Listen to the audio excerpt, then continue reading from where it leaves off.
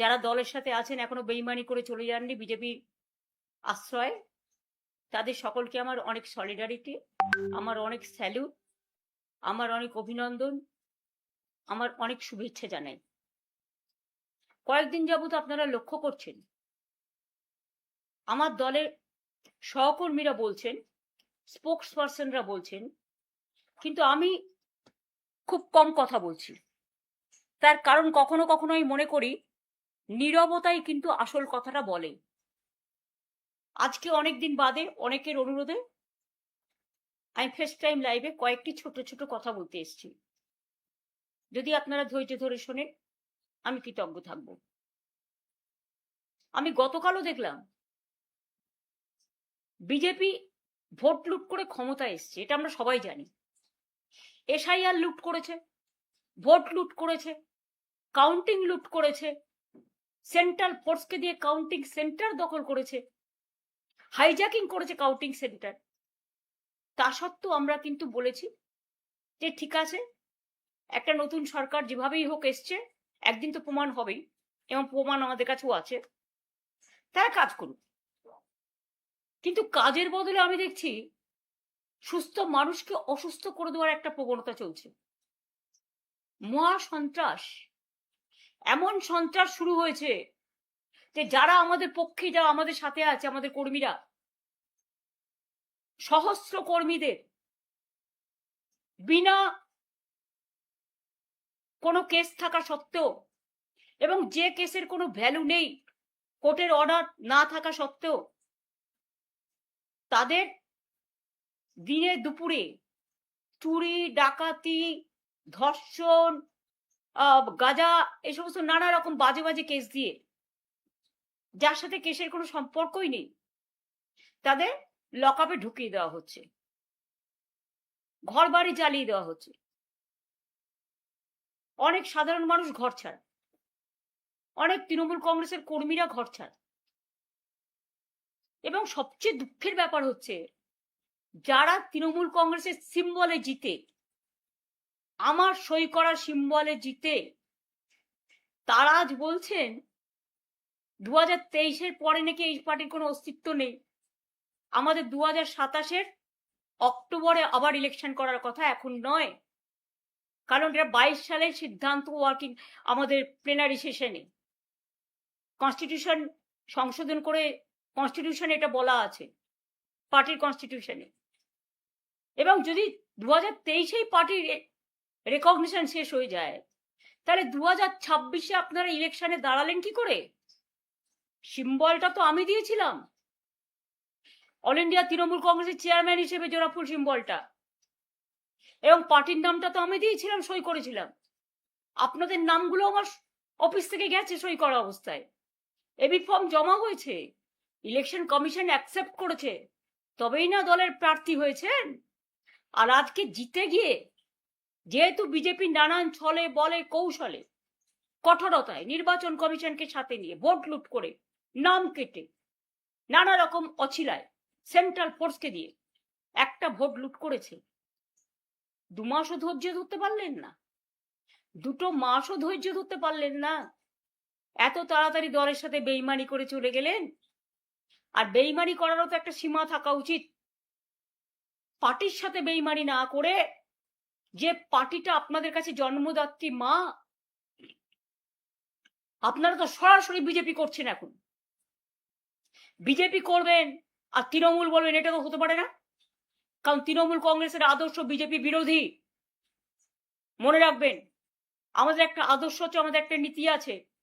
আপনারা যারা বেইমানরা, গদ্দাররা, বিজেপির কাঁধে কাঁধ মিলিয়ে তাদের কথা মতো চলছেন, বিজেপি স্পন্সর্ড যারা, তারা আমি বলবো যদি সাহস থাকে, বুকের পাটা থাকে, যান গিয়ে বিজেপিতে গিয়ে জয়েন করুন, আমাদের কোনো আপত্তি নেই।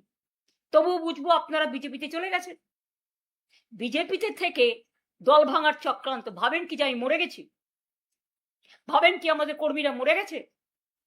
ভাবেন কি অল ইন্ডিয়া তৃণমূল কংগ্রেস মরে গেছে? মনে রাখবেন, আপনার পক্ষে আছে বলে সরকার, আপনি তাকে দিয়ে নির্বাচন কমিশনের কাছে কমপ্লেন করিয়ে আপনি সিম্বল কেড়ে নিতে পারেন, যদিও আমরা জানি সিম্বল আপনার পক্ষে যাবে না। কিন্তু ধরে নিলাম যদি ভ্যানিশ কুমার বাবু আমাদের পার্টিকে ফিনিশ করার জন্য ইলেকশনটাও করেছেন, যদি সিম্বল দিয়েও দেয় তাতে কি যায় আসে? সিম্বল সেটাই হয় যেটা সাধারণ মানুষ গ্রহণ করে, তৃণমূল কংগ্রেসরা গ্রহণ করে। আমি এই সিম্বল দিয়ে 1 মাস 22 দিনের মাথায় আমি কিন্তু লড়াইটা করেছিলাম। তখন আমি সিম্বলটাও কাউকে চেনাতে পারিনি। আর এখন দরকার আমি গলায় সিম্বলটা ঝুলিয়ে মানুষের কাছে যখন বেরোবো, আপনারা কি আমার কণ্ঠরোধ করতে পারবেন? অত সস্তা নয়। হ্যাঁ, কণ্ঠরোধ করতে গেলে আপনাদের আমাকে প্রাণে মেরে ফেলতে হবে। তার তো চেষ্টা কম করেননি। কাকে মারেননি? মহুয়াকে অ্যাটাক করেছেন, অভিষেককে অ্যাটাক করেছেন, কল্যাণকে অ্যাটাক করেছেন, আমার বাড়িতে হামলা করেছেন। আমাদের অনেকে যারা আমাদের সহকর্মী তারা লক আপে পড়ে আছে, মাটিতে শুয়ে আছে, কাউকে কোমরে দড়ি বেঁধে, কাউকে পায়ে শেকল বেঁধে, কাউকে মাথা নাড়া করে, কারো মাথায় কপিল ঢেলে আমাদের কি বলে সমস্ত নানা রকম কিছু ঢালছেন, গায়ে নানা রকম কিছু ছুটছেন, বলতেও লজ্জা লাগে। বাচ্চারা মিড ডে স্কুলে ডিম পায় না, আর আপনারা হাট্টিমা টিম করে বেড়াচ্ছেন। এটা বাংলার কালচার কোনোদিন ছিল না। আমরাও ক্ষমতায় 15 বছর ছিলাম, আমি কখনো পুলিশকে দিয়ে এই কাজটা করাইনি। বিজেপির নিজস্ব সংগঠন নেই বলে I am sorry to say, এটাই আসল সত্য যেটা আমি জেনেছি। আইসিদের দিয়ে ব্লক প্রেসিডেন্টের কাজ করাচ্ছেন, এসপিদের দিয়ে জেলা প্রেসিডেন্টের কাজ করছেন। এটা তাদের কাজ নয়। আমি মনে করি তাদের কাজ মানুষকে আইন শৃঙ্খলা দেওয়া, রক্ষা করার দায়িত্ব নেওয়া, মানুষকে রক্ষা করা, শান্তি দেয়া, স্বস্তি দেয়া, শক্তি দেয়া, ভরসা দেয়া। ভরসার বদলে আপনারা কি করছেন? সন্ত্রাস। কেন পুলিশ গিয়ে বলবে? আমি তো জানি যারা গেছে, গাড়ি নিয়ে এসছি চলুন, হয় যার নাম বলছি তার সাথে গিয়ে জয়েন করুন, আর তা না হলে লক আপে চলুন। যারা সহ্য করতে পারেনি ন্যাচারালি, আমি তাদের দোষ দিই না। তাদের সম্পত্তি আছে, তাদের পরিবার আছে, তাদের সম্পদ আছে, তাদের লাগেজ আছে, তাদের ব্যাগেজ আছে, তাদের নানা রকম ব্যাপার আছে। নিশ্চয়ই যার যার পরিবার ভালো থাকুক, এটা আমি চাই। কিন্তু আপনারা মনে রাখবেন আমাদেরও পরিবার আছে। তৃণমূল কংগ্রেস পরিবারটা বৃহত্তর পরিবার, মামাটি মানুষের পরিবার। তাদের ছেড়ে আপনাদের মতো আমি মাথা নত করবো না, আমার দলও করবে না। এটা মাথায় রেখে কাজ করবেন। আর বিজেপি পার্টিকেও বলি, আরি লুট করে এতগুলো সিট পাওয়ার পরেও আপনারা এত সন্ত্রাস করছেন, কবে সন্ত্রাস বন্ধ হবে? নির্বাচনী আনন্দ তো 2 মাস হয়ে গেছে। এতদিন ধরে তো উৎসব চলে না, অন্য উৎসব করতে দেন না, অন্য কাউকে রেড রোডে প্রোগ্রাম করতে দেন না, অন্য কাউকে, এই তো রাম মন্দির কত টাকা দিয়ে মানুষ বানালেন, কত সোনা, কত রূপো, কত দান, কত ধ্যান, আর আজকে राम का नाम आपने बदनाम कर दिया, हिंदुत्व का नाम पे खेला और हिंदुइज्म को आपने फिनिश किया। যেমন দেখছেন না, প্রণামী থালা থেকে শুরু করে, প্রণামী বাক্স থেকে শুরু করে সব রাম মন্দির, সবটাই নাকি ওদের সম্পদ। এবং ডিজিটালে যারা কথা বলতে চায় ইউটিউবে, একটু বিরোধিতা করলে তাদের সঙ্গে সঙ্গে অ্যারেস্ট করা হচ্ছে এবং এফআইআর করা হচ্ছে। লক্ষ্মীর ভান্ডার যারা পেতেন 2,46,00,000 প্রায়, আজকে 1.5 কোটির ওপর মা বোনেদের নাম প্রায় কেটে দিয়েছে শুনছি। তারা হাহাকার করছেন। স্বাস্থ্যের চিকিৎসা জানি না কোথায় গিয়ে দাঁড়িয়েছে। মিড ডে মিলে যারা রান্না করতেন, মিড ডে মিলে যারা হেল্পার হিসেবে কাজ করতেন, তারাও আজকে হাহাকার করছেন। কাজ দেওয়ার ক্ষমতা নেই, কিল মারার গোসাই। লক্ষ লক্ষ মানুষের জীবন জীবিকা আপনারা কেড়ে নিয়েছেন। এমনকি বকটুয়ের একটা পরিবার আমার কাছে এসেছিল, যাদের 4 বছর আগে আমি চাকরি করে দিয়েছিলাম, পার্মানেন্ট চাকরি, সে চাকরি পর্যন্ত আপনারা কেড়ে নিয়েছেন। আমি যাদের চাকরি দিয়েছিলাম অনেক কর্মীকে আপনারা বসিয়ে দিয়েছেন। এত প্রতিহিংসা রাজনীতি কেন? আর গতকাল যারা গিয়ে তালা দিয়ে এলেন, ওটা ভাড়ায় ছিলাম আমরা। ভাড়াটা কতদিন পর্যন্ত ছিল? এই তার ডকুমেন্ট, এটা হচ্ছে 2027 সালের অক্টোবর পর্যন্ত অফিসটা আমাদের নেওয়া ছিল। কেউ গিয়ে বলছেন আমার নামে আমি সই করেছি। ব্যক্তিগতভাবে উনি সই করেননি, সইটা করেছেন পার্টি অথরাইজ করেছে বলে। কোনো ব্যক্তি চলে যেতে পারেন, কিন্তু ইনস্টিটিউশন চলে যায় না। এটা ইনস্টিটিউশনের সম্পত্তি, এটা মাথায় রাখতে হবে। আমি যেমন কারো ব্যক্তি সম্পত্তিকে দখল করতে পারি না, কারণ এটা তার ব্যক্তি সম্পত্তি নয়, এটা তার প্রতিষ্ঠানগত, তেমনি আমাদের সম্পত্তিও, মামাটি মানুষের সম্পত্তিও কেউ জোর করে দখল করতে পারে না। আর যারা বলে বেড়াচ্ছেন টাকা পাননি, তারা দেখুন তো এই চেকগুলো প্রতি মাসে মাসে কারা দিয়েছে। আমরা যদি না দিয়ে থাকি তাহলে আমাদের কাছে এত ডকুমেন্ট কোত্থেকে এলো? দেখুন দেখুন দেখুন, মেনটেনেন্স করি আমরা, প্রতি মাসে 1 লাখ টাকা করে ভাড়া দিই আমরা চেকে, ইলেকট্রিসিটি বিল দিয়ে আমরা, কর্পোরেশনের যা যা লাগে দিই আমরা। আর আপনারা গিয়ে সেন্ট্রাল ফোর্সকে নিয়ে গিয়ে তালা দিয়ে দিচ্ছেন। একটা বাড়ি তালা দিতে পারবেন, কিন্তু মনে রাখবেন হৃদয়কে কখনো তালা দেওয়া যায় না, মানুষের হৃদয়কে। কাজেই প্রস্তুত থাকুন আগামী দিন ইন্ডিভিজুয়াল কারো বিরুদ্ধে। আমার কোনো রাগ, আমার কোনো ক্ষোভ নেই। আমাদের পুরনো বিল্ডিংটা তৈরি হচ্ছিল বলেই, ভেঙে ভেঙে পড়ছিল বলেই আমরা একটা বিল্ডিং ভাড়া নিয়েছিলাম, রীতিমতো চেকে ভাড়া দিই। আর কত ডকুমেন্ট দেখতে চান আপনি? আপনাদের পরপর একটার পর একটা সব দেখিয়ে যাব, সেটা ব্যাপার নয়। আপনারা কি বললেন? ভাড়া পান না। কেউ আবার বললেন আই এম অথরাইজড। অথরাইজ ছিলেন তখন, এখন নয়। এখন আপনি দল বদলু, অন্য জায়গায় গেছেন। আপনারা ভালো থাকুন, আপনাদের পরিবার ভালো থাকুন, আপনাদের সম্পত্তি ভালো থাকুন। যে অ্যারেস্ট হয়েছে সে ছাড়া পাক। আমি জানি ফেস টাইম আমরা করি লাইভ, মানুষকে লাইভ দেখানোর জন্য। আর আপনারা যে ফেস টাইম লাইভ করছেন সেটা হচ্ছে আপনাদের নিজেদের বাঁচানোর জন্য। তাহলে যারা আজকে লড়াই করছে, জীবন দিচ্ছে, আজকে প্রায় 14-15 জন সুইসাইড করেছে, মারা গেছে, সুইসাইড এবং মারা গেছে, তাদেরটা কি হবে? একবার ভেবে দেখেছেন কি? কোথায় টাকা জমা দিয়েছে কারা? তৈরি করেছে কারা? আজকে কি আপনারা তালা দিয়ে চলে এলেন? এফআইআরও করা হয়েছে, কেন দিলেন? এবং আজকেই তার জন্য কাউকে পদত্যাগ করতে হলো। আসল ঘটনা তা নয়। উনি অনেকদিন ধরেই আমাকে বলছিলেন পদত্যাগ করবেন, কারণ ওনার ছেলে গিয়ে অলরেডি হাত মিলিয়েছেন। আমার তার জন্য কিছু বলার নেই, ভালো বুঝেছে হাত মিলিয়েছে, তাদের লাগেজ ব্যাগেজ থাকতে পারে, কিন্তু আমি তো হাত মেলাবো না। আপনারা একজন কোথায় গেলেন কি না গেলেন, I don't care, I ignore all of you. কারণ আমি নেতা চাই না, আমি কর্মী চাই। আমি সাধারণ মানুষের ভালোবাসা থেকে যেন বঞ্চিত না হই।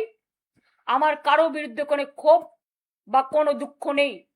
এবং মনে রাখবেন আর একটা কথা, আমি কিন্তু কখনো যেমন উতলাও হই না, আমি কিন্তু হাসি মুখে যে কোনো সংকট কাটিয়ে যাবার লোক। কারণ ছাত্র রাজনীতিতে আমার হাতে খড়ি এবং সংগ্রাম করাটাই আমার জীবন।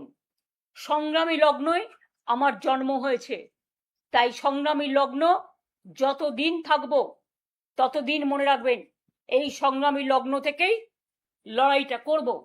কেউ কেউ আবার মৃত্যুও কামনা করছেন, শুনেছি। ফোন করে করে বলছেন কদিন আর বাঁচবে। আরে আমি এখনো অনেক দিন বেঁচে আছি,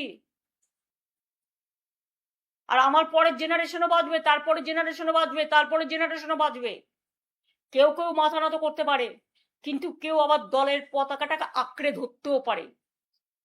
আমরা যেমন তৈরি করি, আমরা নতুন করে গড়ি। এটা আমাদের অনেক বেশি শক্তি, এবং এই মানসিক শক্তি আমরা পেয়েছি মানুষের থেকে। এই বাংলার মাটিতে দীর্ঘদিন ধরে, আমি ছোট্টবেলা থেকে আমার ছাত্র রাজনীতি থেকে রাজনীতি করি। বাংলার স্বার্থে কোনো দিন বাংলা ছেড়ে আমি যাইনি। রেল থেকে শুরু করে, বাংলা থেকে শুরু করে সবকিছু আমার করা, আমার মানে মানুষের করা। আপনাদের আশীর্বাদ দোয়া পেয়েছিলাম, শুভেচ্ছা পেয়েছিলাম বলেই করেছিলাম। আগামী দিনেও করব।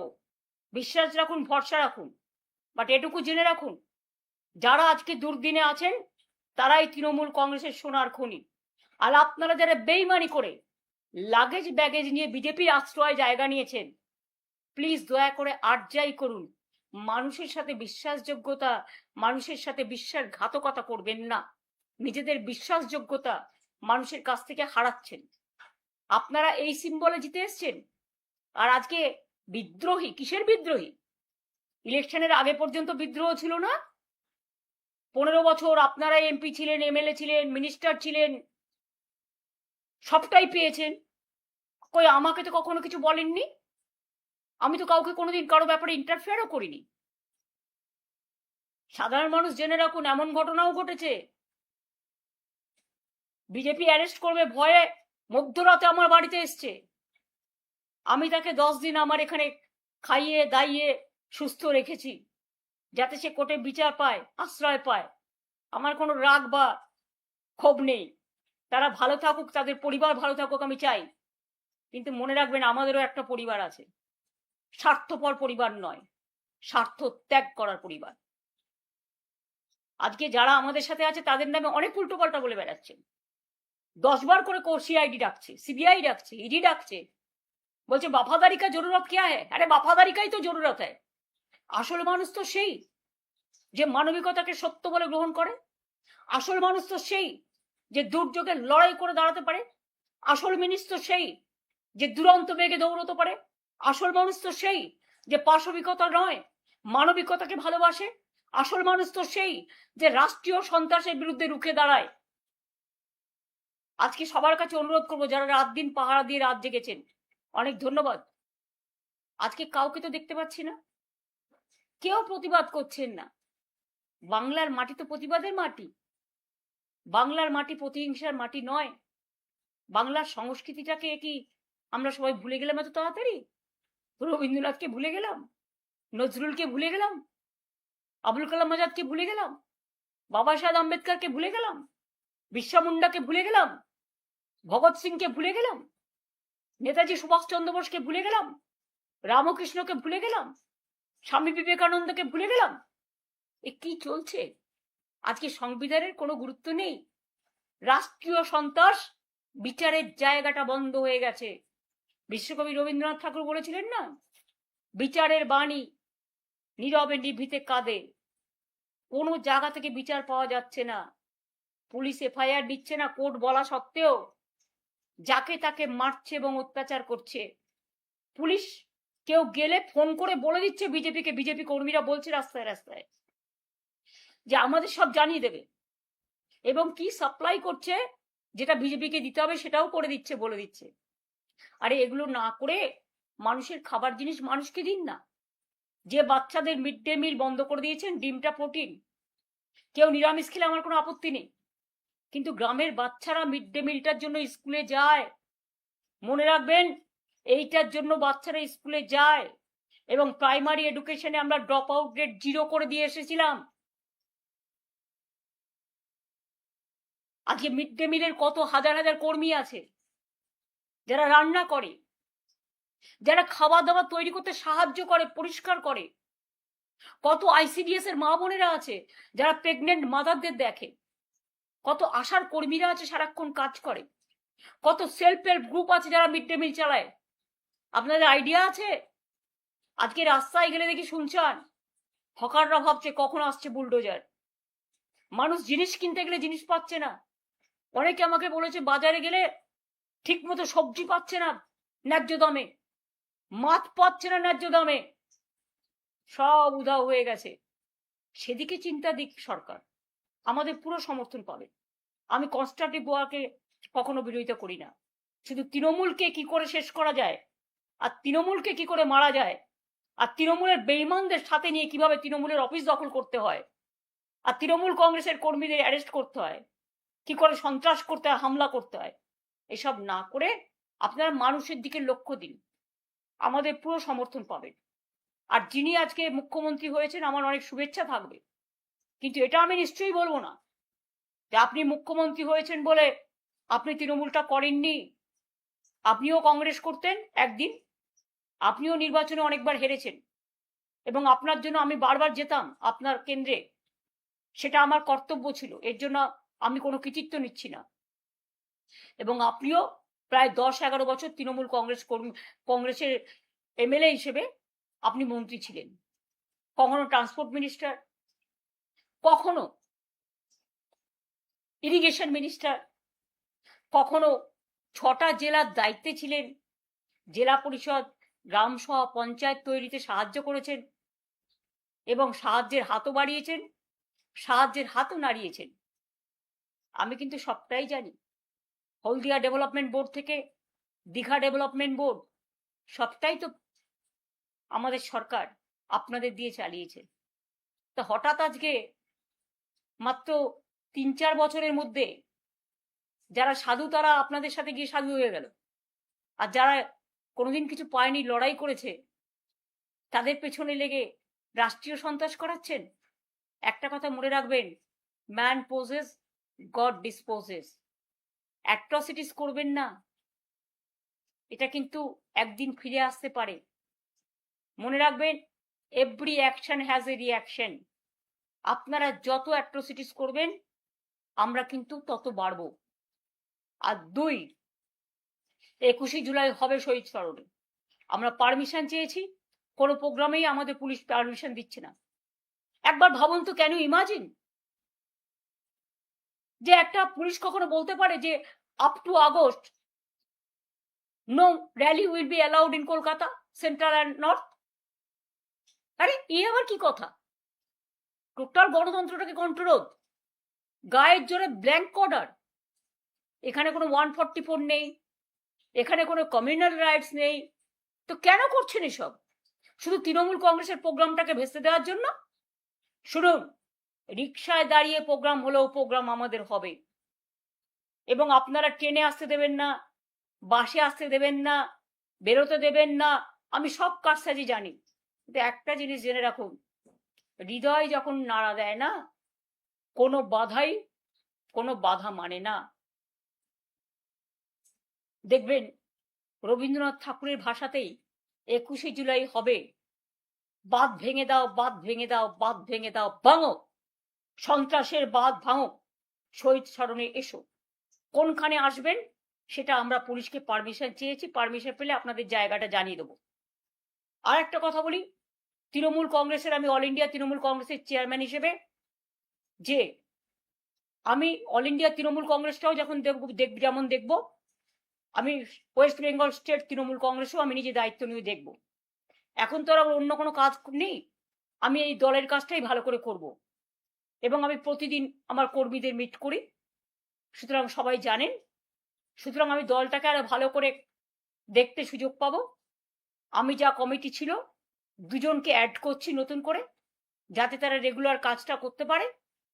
এবং আমার অফিসটাই মনে রাখবেন, তৃণমূল কংগ্রেস জন্মের আগে থেকে এই 30B হোল স্টেটের ডিস্ট্রিক্টটাই তৃণমূলের অরিজিনাল অফিস হিসেবে কাজ করত, আজও করে, ভবিষ্যতেও করবে। এবং আমি 2টো জেনারেল সেক্রেটারি অ্যাড করছি পার্টিকে সাহায্য করার জন্য, একটা মদন মিত্র আর একটা কুণাল ঘোষ। অন্য কমিটি মেম্বার যারা আছে তারা অ্যাজ ইট ইজ যেমন ছিল থাকবেন, শুধু স্টেট প্রেসিডেন্টের কাজটা আমি নিজে দেখে নেব। সুব্রত বক্সি, আমি কালকে তাকে দেখতে গিয়েছিলাম, তিনি অসুস্থ আছেন। তিনি যতদিন সুস্থ না হবেন, তিনি স্টেট প্রেসিডেন্ট ছিলেন, তিনি স্টেট প্রেসিডেন্ট অসুস্থ হয়ে যাওয়ার পরে একজন কাউকে অস্থায়ীভাবে দেখতে দেওয়া হয়েছিল, এবং যিনি ভাইস প্রেসিডেন্ট ছিলেন তিনি অ্যারেস্ট ছিলেন, তাই সেদিন কাউকে একটা রাখতে হয়েছিল, তাই রেখেছিলাম। সুতরাং আজ থেকে দায়িত্ব আমি নিজে নিচ্ছি, এবং আমার 2টো জেনারেল সেক্রেটারি আমি স্টেটের করে দিচ্ছি।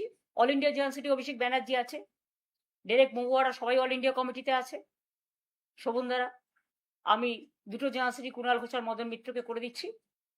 বাদ বাকি যে সংগঠনগুলো আমরা ছাত্র করে দিয়েছি, যুব করে দিয়েছি, আমাদের আইএনটিটিউসি করে দিয়েছি, আমরা কিষাণ মজদুর করে দিয়েছি, ক্ষেত মজদুর করে দিয়েছি, লেবার করে দিয়েছি, অন্যান্য যেগুলো আছে সেগুলো আমরা করে দিচ্ছি। কাজেই আমি নিজে দায়িত্ব নিয়ে দেখব, নিশ্চিন্তে থাকতে পারেন, চিন্তা করবেন না, আমরা আছি, ছিলাম এবং থাকবো।